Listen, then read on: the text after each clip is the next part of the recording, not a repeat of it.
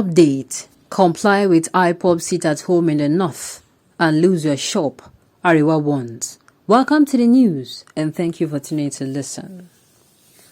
The Arewa Youth Consultative Forum has rejected the recent call by indigenous people of Biafra on the Middle Belt people to join a sit-at-home campaign, warning that no section of the North should be a party to a deliberate, politically motivated plan to undermine or worsen the nation's current security challenges. In a statement by the group, National President Alhaji Yerima Shetima in Kaduna on Monday, the AYCF said the North has come a long way to understanding the use of constitutional and democratic means of channeling legitimate grievances and cannot therefore be a party to any undemocratic move. The AYCF further noted that it appears that the governors of the Southeast are satisfied with the activities of IPOB. The group stated, "We hope they will continue with the sit-at-home for another 10 years and we wish them the very best of luck. We know the Southeast is IPOB's home, but exporting their activities to the North will be faced with massive resistance from all lovers of peace in the North. We call on Northern governors to step up action in order to ensure that this outlaw terror gang called IPOB does not infiltrate the region. We also expect that governors to ensure that any Northerner who shuts down his shop in solidarity with IPOB, that shop should be sealed forever. And for avoidance of doubt, we will not fold our arms and watch the North get further destabilized by violent strategy, whether in Kogi, Benue, Plateau, Niger, or in any state in northern Nigeria, because our hands are already full with challenges of insecurity, and we are praying fervently day and night to find lasting peace."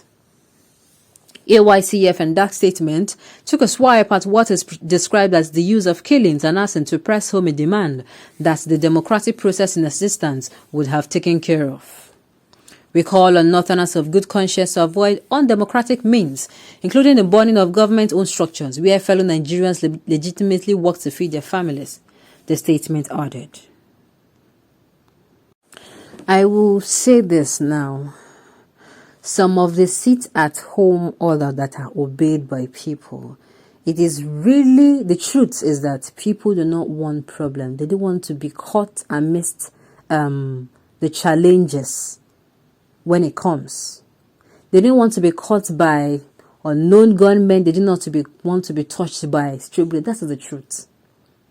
People sitting at home, I will repeat, it is because of their own security safety. It is because, okay, I want to go out to feed my family. But of course, they have said today we shouldn't come out. Now, they said there's what we call an adage that goes, obedience is better than sacrifice. Wouldn't it be wise for me to obey for just that particular day and to have my life intact, my body intact, my peace intact for the rest of the week or the rest of the month or what have you? Would it be okay to go out, and when I go out, my shop maybe is being looted by hoodlums and rascals? Who will come? People who is going to come and take over the rascals, who will come and make it look like, the situation might turn ugly and I'll be caught in the middle. If people own their businesses, number one, they pay for shops. They do whatever they want to do in their business area they pay for. And they start obeying the law of IPOB. Please allow them to do so. You cannot tell them to come out and at the end of the day they are injured. I repeat, most of these things, this particular sit at home, it is not something that is producing milk and honey for those doing it. I repeat, in fact, it causes many of those people pain.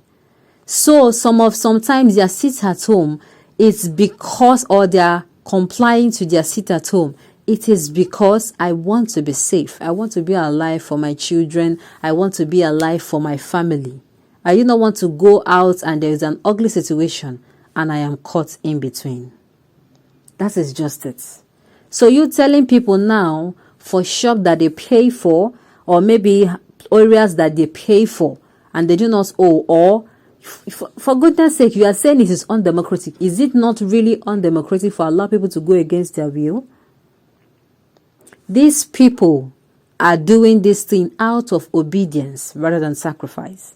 They do not want to come out, and at the end of the day, they are caught, because this same Arewa now that is coming out to say this, at the end of the day, they are going to be the ones to say, why didn't you stay indoors? In short, it is going to take another turn, or when the statement will be rephrased once maybe you come out and you are caught in between an ugly situation.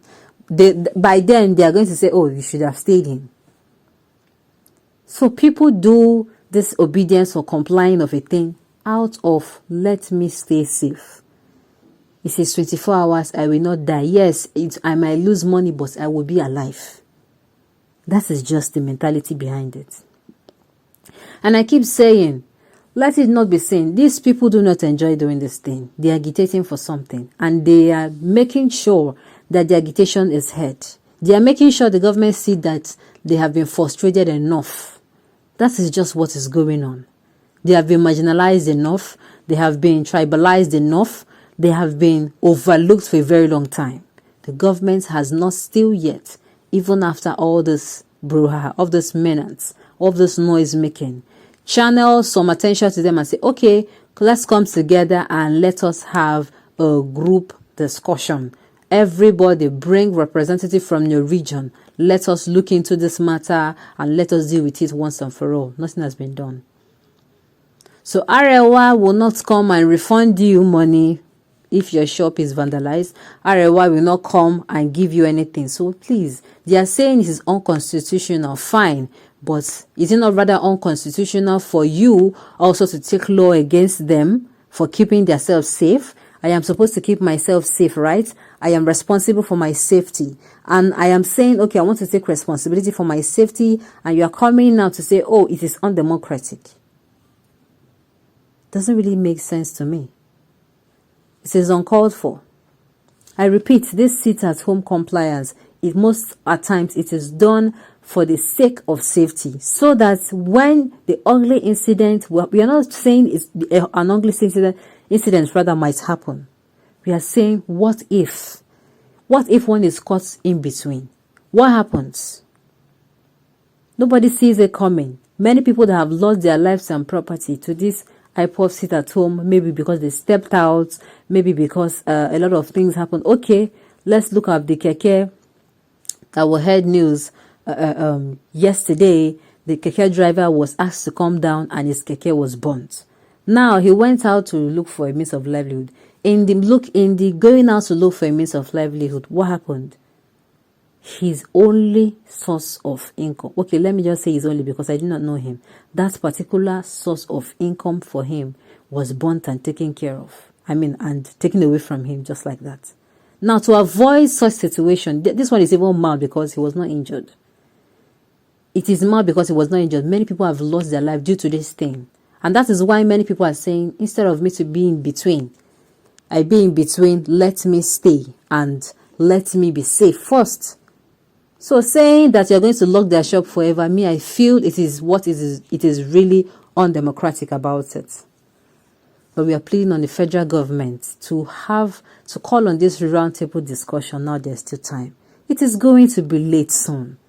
This one is not a comply or die. It's not a do or die, but it is life threatening.